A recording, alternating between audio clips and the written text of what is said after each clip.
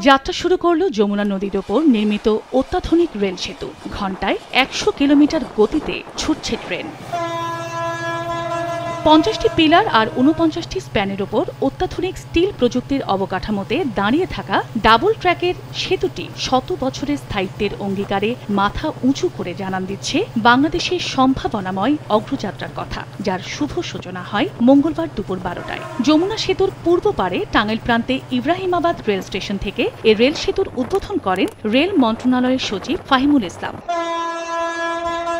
এরপর সেতু দিয়ে একটি স্পেশাল ট্রেনে করে বাংলাদেশে নিযুক্ত জাপানের রাষ্ট্রদূত সাইদা শিনিচি ও সাউথ এশিয়ার ডিরেক্টর জেনারেল ইতো তেরুয়াকিকে সঙ্গে নিয়ে সিরাজগঞ্জের উদ্দেশ্যে যাত্রা করেন রেল সচিব।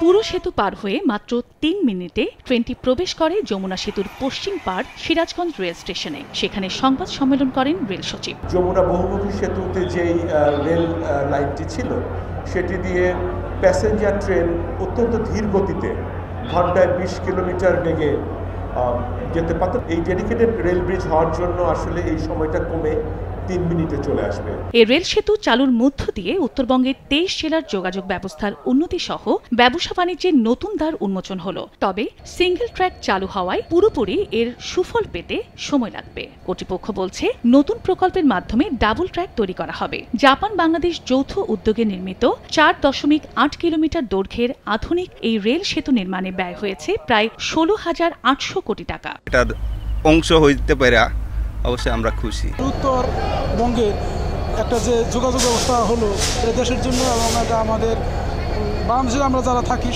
সবার জন্য একটা সুন্দর কমিউনিকেশন সিস্টেম হলো। আগে হচ্ছে আপনার প্রায় ২০-২৫ মিনিটে ব্রিজ পার হওয়া লাগতো, আর এখন ৪-৫ মিনিটে মানে রাস্তাটা ব্রিজটা পার হতে পারতেছে। আগে ছিল একটি ট্রেন আসার পরে ওদিক থেকে ক্রসিংয়ের জন্য বসে থাকতে হতো, বেশ সময় যাইতো এবং চেকিংয়ের জন্য বেশ সময় যেত। সেই সময়টা এখন সাশ্রয়ী হবে। এদিকে দ্রুত নদী পাড়ি দিতে উত্তরের রেল যাত্রীদের বাড়তি ভাড়া গুনতে হবে এ পথে। নতুন সেতু ব্যবহার করে চলা ট্রেনের আসন ভেদে ভাড়া বাড়ছে ৪৫ থেকে ১৬০ টাকা পর্যন্ত। ১৯ মার্চ থেকে এ বাড়তি ভাড়া কার্যকর হবে।